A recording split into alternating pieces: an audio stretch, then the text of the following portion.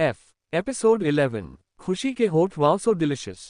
अब तक खुशी को ऐसे देख के उसके चेहरे पर कोई भी गिल्ट नहीं नजर आ रहा था, बल्कि खुशी को ऐसे देख बोलता है, जान तुम बहुत नाजुक हो, आगे मुझे कैसे झेल पाओगी। खुशी के गाल को अपने अंगूठे से हल्के हल्के सहलाते हुए उसे देख बोलता है, अपने बाप की कर्मों की सजा तो तुम्हें ही भुगतनी है। तो इतने में ही बेहोश हो गई। इतना बोल के खुशी के चेस्ट को देखता है जो आधे दिख रहे थे, जिसे देख के चेहरे पर ईवल स्माइल आती है और वो खुशी के चेहरे को देख बोलता है, जान तुम्हारे साथ खेलने में बहुत मजा आने वाला है, मेरी मजा और तुम्हारी सजा।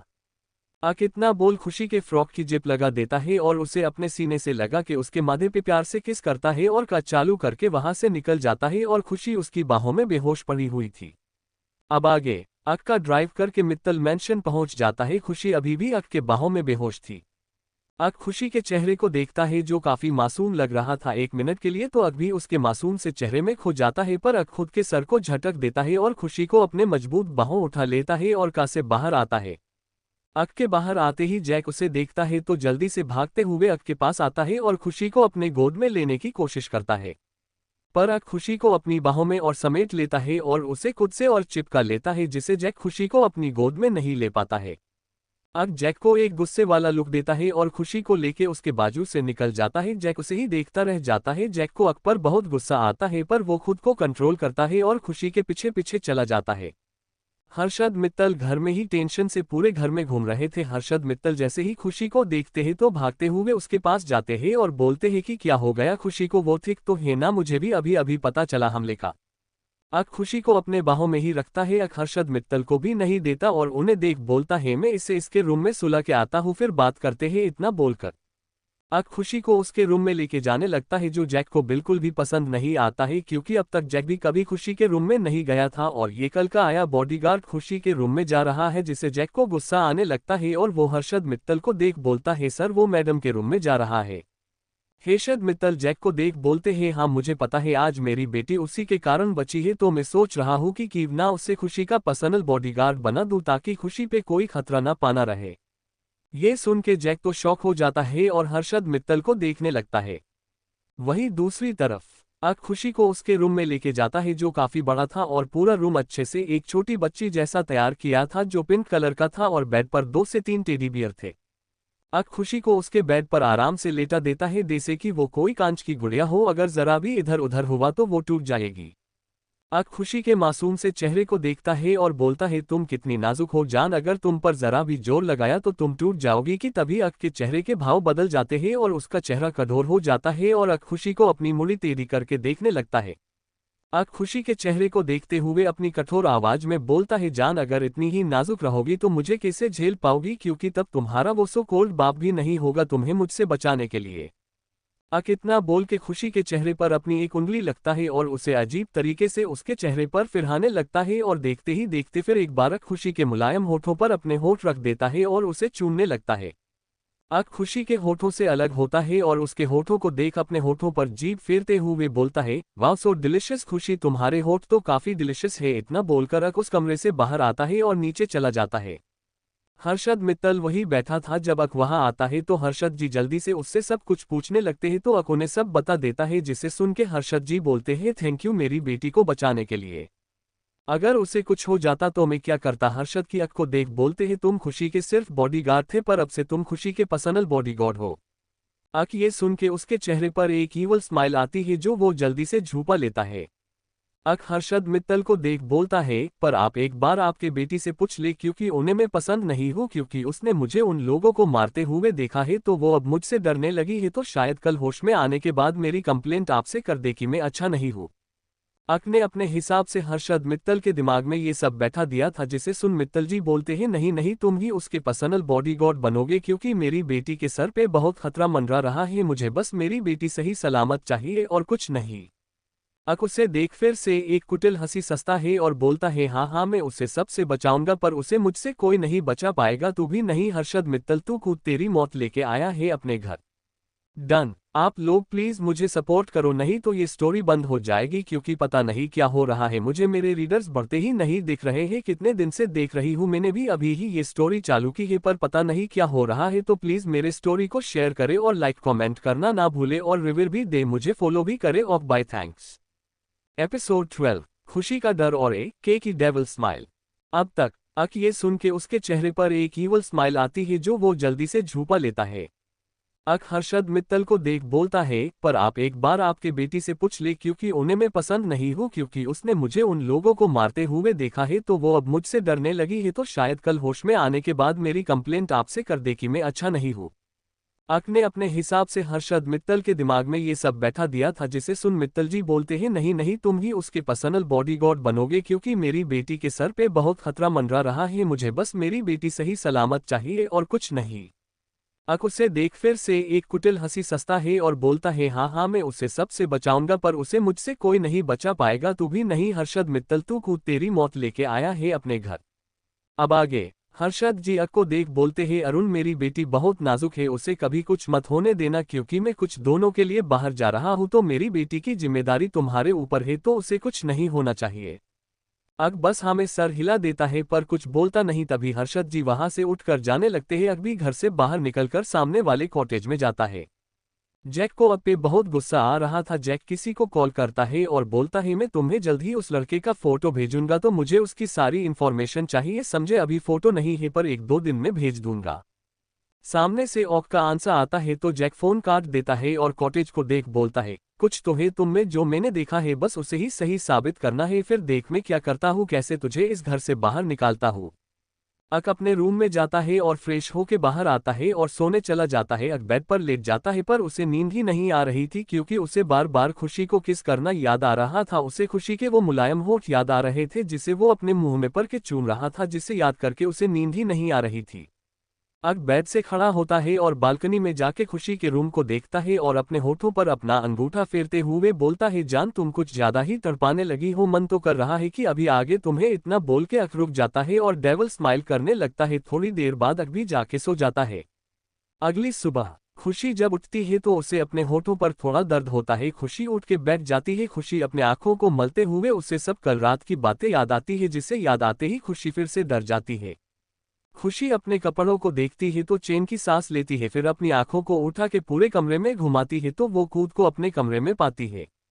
खुशी अपने होठों पर हाथ रखकर बोलती है, हाथ दर्द हो रहा है, वो बॉडीगार्ड अच्छा नहीं है, वो तो डेविल है, कैसे कल रात को मेरे कपड़े निकाल रहा था, पता नहीं क्या करना चाह रहा था, और मुझे किस भी किया, वो भी जोर से, अभी भी दर्द हो रहा है होठों में। खुशी अपने आंसू पोंछते हुए बोलती है, मैं पापा से उसकी शिकायत करूंगी, मुझे नहीं चाहिए, वो बॉडीगार्ड बहुत खतरनाक है, कैसे सबको मार रहा था, बेचारे सब मर गए होंगे। खुशी जल्दी से अपने बेड से उठती है और रूम से बाहर भाग जाती है। खुशी जल्दी से अपने पापा के रूम में जाती है और देखती है तो उसके पापा वहां नहीं थे। खुशी जल्दी जल्दी नीचे जाती है तो उसे उसके पापा दिखते हैं और वो जल्दी से भाग के अपने पापा के पास जाती है और उसके पास बैठकर बोलती है, पापा पापा, मुझे आपसे बहुत इंपॉर्टेंट बात करनी है। हर्षद जी अपने बेटी को देख बोलते हैं, हाँ बोलो बच्चा, क्या बात करनी है। इतना बोल के हर्षद जी खुशी का माथा चूम लेते हैं। खुशी बोलती है, पापा पापा, वो बॉडीगार्ड अच्छा नहीं है, आपको पता है उस बॉडीगार्ड ने कैसे कितने लोगों को मारा, और फिर मुझे भी। खुशी इतना ही बोलती है कि तभी हर्षद जी बोलते हैं, मुझे पता है बच्चा कि उसके कुछ गुंडों को मारा है, पर उसका काम ही यही है कि वो तुम्हारी रक्षा करे, तो उसने उन लोगों को मार के कुछ गलत नहीं किया है बच्चा। खुशी अपने पापा को देख बोलती है, नहीं पापा, वो ना उन लोगों को मारने के बाद मुझे कि तभी उसे एक आवाज आती है, गुड मॉर्निंग सर। खुशी पीछे देखती है तो फिर से डर जाती है और अपने पापा के गले लग जाती है। उसे डर लग रहा था कि वो बॉडीगार्ड उसके साथ फिर से कुछ कर ना दे। अक खुशी को देखते हुए ही अपने आंखों से डरा रहा था और खुशी डर भी रही थी। खुशी अक की आंखों को देखते हुए और अपने पापा के सीने में घुसने लगती है। हर्षद जी जब खुशी को डरते हुए देखते हैं तो उन्हें लगता है कि खुशी कल की फाइटिंग से डर गई है, इसलिए वो ज्यादा कुछ नहीं सोचते हैं। हर्षद जी खुशी को देख बोलते हैं, खुशी बेटा जाओ, जाके तैयार हो जाओ, कॉलेज भी जाना है ना, जाओ, और हाँ ये तुम्हारा पर्सनल बॉडीगार्ड है अब से। खुशी को कुछ समझ नहीं आ रहा था कि ये पर्सनल बॉडीगार्ड क्या होता है, तो वो अपने पापा को देखती है तो उसके पापा समझ जाते हैं, तो वो खुशी को देख बोलते हैं, पर्सनल बॉडीगार्ड मतलब कि अरुण अब तुम्हारे साथ 24 घंटे रहेगा। खुशी ये सुन के और डर जाती है और अक को देखने लगती है। उसे अक के चेहरे पर एक स्माइल दिखती है जो वो समझ नहीं पाती है, वो एक डेविल स्माइल थी। Done. Please subscribe my channel DK story world. Episode 13। कब तक भागोगी मुझसे बच के, बहुत जल्द मेरी कैद में आओगी, तब कहाँ जाओगी। अब तक हर्षद जी जब खुशी को डरते हुए देखते हैं तो उन्हें लगता है कि खुशी कल की फाइटिंग से डर गई है, इसलिए वो ज्यादा कुछ नहीं सोचते हैं। हर्षद जी खुशी को देख बोलते हैं, खुशी बेटा जाओ जाके तैयार हो जाओ, कॉलेज भी जाना है ना जाओ, और हाँ ये तुम्हारा पर्सनल बॉडीगार्ड है अब से। खुशी को कुछ समझ नहीं आ रहा था कि ये पर्सनल बॉडीगार्ड क्या होता है, तो वो अपने पापा को देखती है तो उसके पापा समझ जाते हैं, तो वो खुशी को देख बोलते हैं पर्सनल बॉडीगार्ड मतलब कि अरुण अब तुम्हारे साथ 24 घंटे रहेगा। खुशी ये सुन के और डर जाती है और अक को देखने लगती है, उसे अक के चेहरे पर एक स्माइल दिखती है जो वो समझ नहीं पाती है, वो एक डेविल स्माइल थी। अब आगे खुशी काफी अक से डर रही थी, तभी हर्षद जी खुशी को बोलते हैं बेटा जाओ जाके तैयार हो जाओ, कॉलेज भी जाना है ना जाओ। खुशी कुछ नहीं बोलती और अपने कमरे की तरफ चली जाती है और अक उसे जाते हुए देख रहा था। थोड़ी देर बाद खुशी तैयार होकर अपने कमरे से निकल के आती है और नाश्ता करने डाइनिंग टेबल पर जाके बैठ जाती है। हर्षद जी भी आते हैं और बैठ जाते हैं। सब लोग नाश्ता करने लगते हैं। खुशी अपने पापा को देख रही थी। खुशी को उसके पापा को बॉडीगार्ड के बारे में बताना था पर उसे मौका ही नहीं मिल रहा था। अक वहां आता है और हर्षद जी को देख बोलता है कॉलेज का टाइम हो गया है, तो हर्षद जी खुशी को देख बोलते हैं खुशी बेटा जाओ कॉलेज। खुशी का मन नहीं कर रहा था उस बॉडीगार्ड के साथ जाने का, पर वो करती भी क्या, उसे कहाँ पता था कि ऐसे मौके पर क्या करना चाहिए। आखिर खुशी थी तो 17 साल की ही, उसे कहाँ कुछ ज्यादा पता था। खुशी डाइनिंग टेबल से उठती है और हर्षद जी को देखते हुए बाहर जाती है। अक वहां खड़े रहकर खुशी की सारी हरकतें देख रहा था। अक खुशी को लेके बाहर जाता है और काका डोर खोलकर उसे बैठा देता है और खुद ड्राइविंग सीट संभाल लेता है। अक खुशी को एक नज़र देखता है जो अपना सर नीचे करके डोर से सट के बैठी थी। ये देख के अक के चेहरे पर एक हल्की से स्माइल आती है। अक का चालू करके गेट से बाहर निकल जाता है और कुछ दूर जाके अक एक सुनसान सड़क पर कार रोक देता है और खुशी को देखता है। खुशी जो चुपचाप बैठी थी वो कार रखने से बाहर देखती है। उसे लगता है कि कॉलेज आ गया, पर जब वो बाहर देखती है तो सारा रास्ता सुनसान था। रास्ते पर कोई भाई नहीं था, जिसे देख खुशी डर जाती है। अक खुशी को ही देख रहा था। खुशी डरते हुए अक को देखती है तो पाती है कि अक उसे ही देख रहा है, जिससे खुशी को कल रात की बातें याद आती है, जिससे खुशी और डर जाती है। अक अपना सीट बेल्ट निकाल देता है और खुशी की तरफ बढ़ने लगता है। ये देख खुशी के आंखों में आंसू आ जाते हैं और वो डरते हुए डोर से लग जाती है। अक पूरा खुशी के ऊपर झुक जाता है और उसके चेहरे को देख बोलता है तुम सुबह क्या बोल रही थी अपने पापा को। खुशी कुछ नहीं बोलती, बस डर के मारे एक कोने में खिसक रही थी, जिसे देख अक फिर बोलता है तुम सुबह अपने पापा से क्या बोल रही थी, बोलो अब मुझे बताओ। अक की जानने बार बार खुशी के नाजुक होठों पर जा रही थी, जिसे देख अक का मन कर रहा था कि अभी खुशी को फिर से किस करे। खुशी डरी हुई आवाज और लड़खड़ाते हुए बोलती है ना, नहीं वो मैं। अक खुशी को देख बोलता है नहीं वो मैं क्या, साफ साफ बोलो क्या बोल रही थी, क्या अपने पापा को मेरे बारे में सब बताने वाली थी कि कल मैंने तुम्हारे साथ क्या किया वो बोलने वाली थी तुम अपने पापा को। खुशी डरी हुई आंखों से सामने वाले इंसान को देख रही थी। खुशी पूरा डोर से लगी थी और अक उसके ऊपर पूरा झुका हुआ था। अक खुशी को देख बोलता है तो जाओ अपने पापा को सब बता दो, वैसे भी वो मेरा कुछ नहीं बिगाड़ सकते हैं, तुम्हें अभी पता नहीं कौन हूं मैं, तुमने तो बस कल एक छोटी सी झलक देखी है मेरी, तो इतना डर रही हो। अगर अक इतना बोलते ही चुप हो जाता है। खुशी के आंखों से एक आंसू निकाल के गिर जाता है जो अक देख लेता है। पता नहीं कि पर अक को अच्छा नहीं लगता उसे रोते हुए देखकर। अक खुशी को रोते हुए देखकर बेचैनी होने लगी थी। अक उसे ऐसे नहीं देख पा रहा था, तो अक उसे देख उसके आंसू को पोंछते हुए बोलता है चुप हो जाओ, इसमें रोने की क्या बात है कि रो रही हो। खुशी अब और रोने लगती है, जिसे देख अक को अब गुस्सा आने लगा था। अक का चेहरा गुस्से से भरने लगा था, जिसे देख खुशी के आंसू और निकलने लगते हैं। अक खुशी को और रोता हुआ देखकर उसके नाजुक होठों पर अपने सख्त होठ रख देता है और उसे चूमने लगता है। खुशी तो शौक हो जाती है और अपनी आंसू भरी आंखों से अक को देखने लगती है। अक उसके आंखों पर अपना हाथ रख के उसी आंखों को बंद करता है और उसकी कमर में एक हाथ डालकर उसे उठाकर अपनी गोद में बैठा देता है और बड़े शिद्दत से उसे किस करने लगता है। अक उसके साथ कोई जबरदस्ती नहीं कर रहा था, अक तो बड़े प्यार से खुशी के होठों को चूम रहा था, जिससे खुशी के होठों पर दर्द नहीं हो रहा था। लगभग 10 मिनट बाद अक खुशी को ना चाहते हुए भी छोड़ देता है, क्योंकि अब खुशी की सांस उखड़ने लगी थी। अक के छोड़ते ही खुशी लंबी लंबी सांस लेने लगती है और अक उसे ही देख रहा था। अक को कुछ भी फर्क नहीं पड़ा, 10 मिनट के किस्से अक निर्मल था।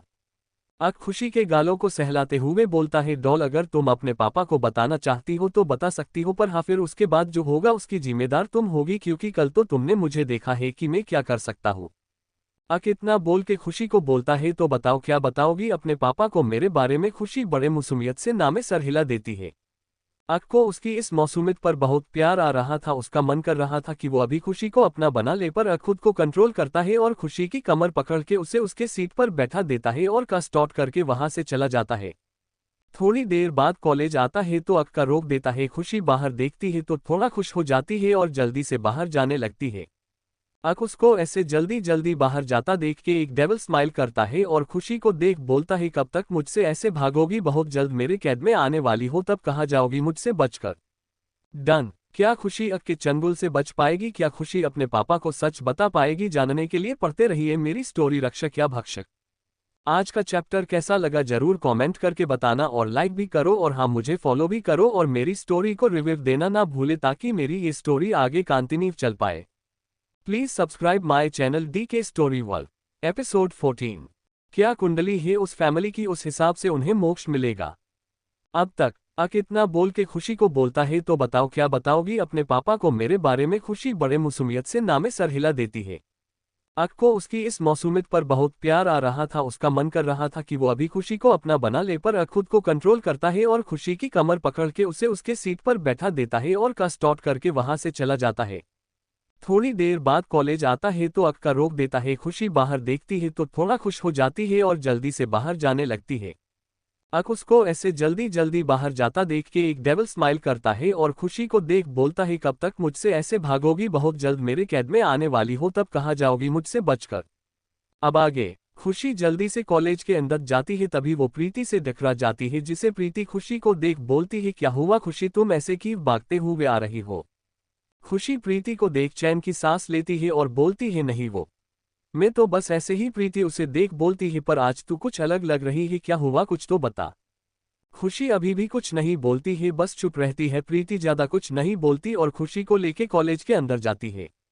अक वही बाहर का से टेक लगा कर खड़ा था और कॉलेज को देख रहा था, तभी वहां डेविड आता है और अक को देख बोलता है, अक सारी इन्फॉर्मेशन निकाल ली है मैंने उस फैमिली की। अक डेविड को देख बोलता है, तो बताओ क्या कुंडली है उस फैमिली की, उस हिसाब से उन्हें के ग्रह नक्षत्र बदलूंगा मैं, फिर उन्हें मोक्ष की प्राप्ति दूंगा। डेविड अक को देख बोलता है, हर्षद मित्तल का को भाई है आकाश मित्तल, वो अपने भाई के साथ यानी कि हर्षद मित्तल के साथ मिलकर गैर कानूनी काम अभी भी करता है, और उसका बेटा वीरेन मित्तल वो तो पूरा बिगड़ा हुआ है। वीरेन मित्तल उसकी उम्र 24-25 की है, रोज क्लब जाता है और वहां अपने बाप के पैसों से ऐश करता है और उसे लड़कियों की आदत है, इसी के चलते वो रोज क्लब जाता है और वहां लड़कियों के साथ रंगलियां मनाता है। डेविड फाइल के पेज को पलट के आगे बोलता है, ये है हर्षद मित्तल का बेटा, या ये कहे कि नजायत बेटा। अक डेविड को देखता है तो डेविड आगे बोलता है, हर्षद मित्तल ने उसे सिर्फ अपना नाम दिया है, उसे अपना बेटा नहीं मानता और वो उसका बेटा नहीं है। हर्षद मित्तल की सिर्फ एक ही औलाद है, वो है खुशी मित्तल, जो अभी 17 साल की है और कुछ दिनों में 18 की हो जाएगी। हर्षद मित्तल के नाम का बेटा निखिल मित्तल भी वीरेन के जैसा ही है, दोनों रोज क्लब जाते हैं और वहां अय्याशी करते हैं। निखिल की उम्र अभी 22-23 की है। डेविड आगे बोलता है, आगे है मीना मित्तल, जो हर्षद मित्तल की बीवी है, या ये कहे कि उसकी जरूरतों को पूरा करने का जरिया है। मीना मित्तल बहुत चालाक है। जब हर्षद मित्तल की बीवी प्रेग्नेंट थी तब डॉक्टर ने उन्हें रेस्ट करने कहा था, क्योंकि बच्चा और मां दोनों कमजोर थे, इसलिए हर्षद मित्तल ने एक लड़की को काम पे रखा था और ये लड़की वही थी मीना, जो उनके घर काम करने आती थी। अक डेविड को देख बोलता है, इंटरेस्टिंग, आगे बोलो। मीना जब इनके घर काम करने आती थी तब उसकी शादी हो गई थी और उसका एक 3-4 साल का बेटा भी था। ऐसे ही कुछ महीने बीत गए और हर्षद मित्तल की बीवी को 5 महीना चालू हो गया था और वो कमजोर होने के कारण ज्यादा हर्षद मित्तल की जरूरत पूरा नहीं कर सकती थी। एक दिन हर्षद मित्तल की बीवी डॉक्टर के पास गई थी, तब हर्षद ऑफिस से घर आता है तो उसे पता चलता है कि उसकी बीवी हॉस्पिटल गई है, इसलिए वो अपने कमरे में जाके बैठ जाता है। तभी वहां मीना आती है और हर्षद मित्तल को सेड्यूस करने लगती है अपने अदाओं से। हर्षद मित्तल भी कई महीनों से अपने बीवी के पास नहीं गया था, तो वो भी फिसल जाता है और उसके साथ एक हो जाता है। थोड़ी देर बाद जब हर्षद मित्तल को होश आता है तो वो देखता है कि मीना वहां नहीं थी, जिस वजह वो रूम के बाहर जाता है और किचन में जाके मीना को देखता है जो काम कर रही थी। हर्षद मित्तल उसे देख सॉरी बोलता है, पर मीना का तो ये सब एक जाल था जिसमें हर्षद मित्तल फंस चुका था। मीना उसे देख बोलती है, आप सॉरी मत बोलिए, सारी गलती मेरी ही है, मुझे अपने पति से प्यार नहीं मिलता, इसलिए आज मैं भी बहक गई। ये सब मीना की चल थी हर्षद मित्तल को अपने करीब लाने की, जिसमें हर्षद फंसता जा रहा था। ऐसे ही ये दोनों रोज अपनी जरूरतें पूरा करते थे, जिसे अब हर्षद को मीना की आदत हो गई थी। ऐसे ही कई महीने बीत जाते हैं और एक दिन हर्षद मित्तल की बीवी को इन दोनों के बारे में पता चल जाता है, तो वो डॉक्टर के पास जाने का बोल के घर से निकल जाती है। इसी का फायदा उठाकर मीना हर्षद के रूम में जाती है तो हर्षद भी उससे देखकर खुश हो जाता है और दोनों फिर से एक हो जाते हैं। फिर हर्षद की बीवी उस रूम में आके उन दोनों को इस तरह देख के उसने जो सोचा था वही निकला, ये सोच के वो पूरी तरह टूट जाती है और उसे सदमा भी लगता है, जिस कारण इसके पेट में दर्द होने लगता है। हर्षद मित्तल जल्दी से अपने बीवी को हॉस्पिटल लेके जाते हैं और वहां कुछ देर बाद एक डॉक्टर आके बोलता है उनकी डिलीवरी तो हो गई है पर उन्हें किसी चीज का सदमा लगने के कारण हम उन्हें बचा नहीं पाए और उनकी मौत हो गई है। आई एम सॉरी, इतना बोल के डॉक्टर वहां से चले जाते हैं। मीना जब ये सुनती है तब वो खुश हो जाती है क्योंकि यही तो वो चाहती थी कि सब उसका हो जाए और हुआ भी ऐसा ही। थोड़े दिन बाद मीना ने अपने चाल चलना शुरू कर दिया। वो रात को हर्षद मित्तल के रूम में जानबूझकर जाती, खुशी के बहाने उसे सुलाने के बहाने, और खुशी को शूला के हर्षद को अपने पास आने को मजबूर कर देती थी। हर्षद मित्तल भी खुद को संभाल नहीं पाता था और उसके करीब चला जाता था। ऐसे ही करते करते मीना हर्षद मित्तल से शादी कर लेती है।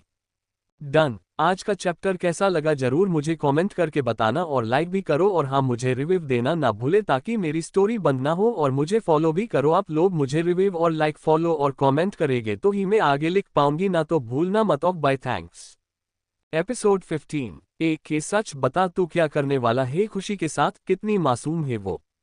अब तक हर्षद मित्तल जल्दी से अपने बीवी को हॉस्पिटल लेके जाते हैं और वहां कुछ देर बाद एक डॉक्टर आके बोलता है उनकी डिलीवरी तो हो गई है पर उन्हें किसी चीज का सदमा लगने के कारण हम उन्हें बचा नहीं पाए और उनकी मौत हो गई है। आई एम सॉरी, इतना बोल के डॉक्टर वहां से चले जाते हैं।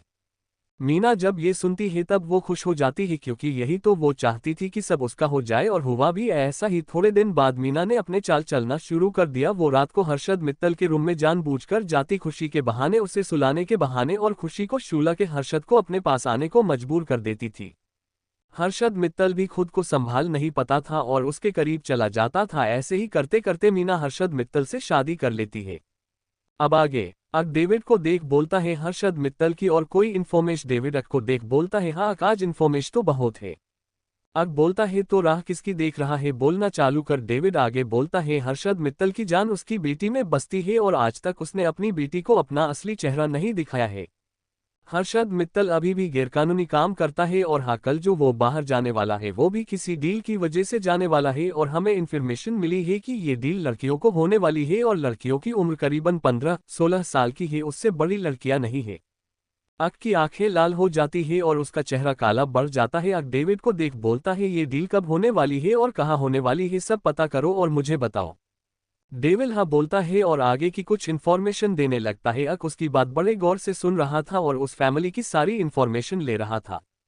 सारी इन्फॉर्मेशन लेते लेते दोपहर हो गई थी और अब कॉलेज छूटने का टाइम हो गया था। डेविल आगे बोलता है अब आगे क्या करना है, तुम कहो तो उस फैमिली को अभी मार दे। अक उसे देख बोलता है अभी नहीं, उस हर्षद मित्तल ने जो अच्छाई का चोला पहना है पहले उसे उतार फेंकेंगे फिर उसको जान से मारेंगे। अक डेविल स्माइल कर रहा था तो डेविड बोलता है उसकी बेटी का क्या करना है, उसे भी जान से मारना है क्योंकि तूने सबके नाम लेके बोला कि तू उन सबको मरेगा, पर हर्षद मित्तल की बेटी खुशी का क्या करेगा। अक जैसे ही खुशी का नाम सुनता है तो उसकी चेहरे की डेविल स्माइल और बड़ी हो जाती है जो डेविड देख के डर जाता है। अक को खुशी का डरा हुआ चेहरा उसके आंखों के सामने आता है तो अक अपने एक हाथ को अपनी गर्दन के पीछे ले जाके अपनी आंखों को बंद करके उस हाथ को अपनी गर्दन पे चलाते हुए बड़े जुनून से खुशी का नाम लेता है खुशी। अक की ये हरकत देखकर डेविल उसके मंसूबे समझ जाता है कि अक खुशी के साथ क्या करने वाला है। डेविल अक को देख बोलता है अक क्या करने वाला है तू खुशी के साथ। अक डेविड की बात सुन के अपनी आंखों को खोल के उसे देखते हुए कुछ बोलने को होता है कि तभी खुशी वहां आ जाती है।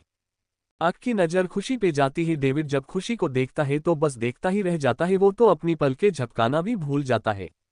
खुशी अक को देख डरते हुए बोलती है घर चले, पापा के पास जाना है। डेविड जब खुशी की आवाज सुनता है तो और शौक होके खुशी को देखता है और अपने मन में बोलता है कितनी प्यारी आवाज है इसकी, और तो और कितनी मासूम है। इसके चेहरे को देख लग रहा है कि इसे इस दुनियादारी की कोई समझ नहीं है और कितनी नाजुक है। ऐसी लड़की मैंने आज तक नहीं देखी, इतनी लड़कियां देखी है पर इसके जैसी खूबसूरत लड़की नहीं देखी।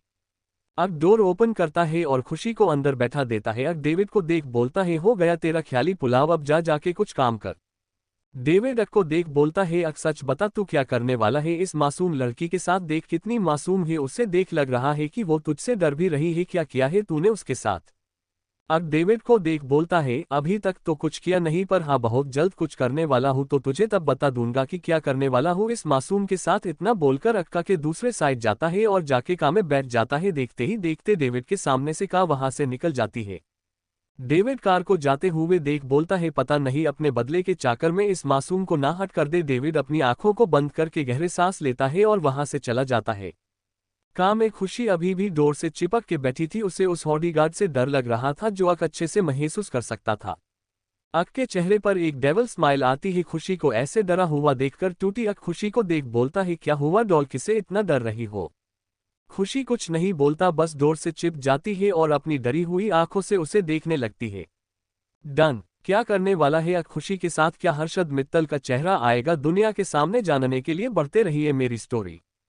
आप लोगों को ये स्टोरी आगे चाहिए तो प्लीज मुझे कमेंट और लाइक करें। और हाँ, मैं इस स्टोरी के चैप्टर भी रोज देना चाहती हूँ। डे से mafia king devils innocent love के रोज देती हूँ वैसे ही, पर अब तक इस स्टोरी के रीडर्स ही नहीं बात रहे हैं और कोई कमेंट लाइक रिव्यू भी नहीं दे रहा है। तो प्लीज मेरी स्टोरी को रिव्यू देना ना भूले ताकि और कमेंट और लाइक करे ताकि मैं इस स्टोरी के रोज चैप्टर दे सकूँ। और बाय थैंक्स।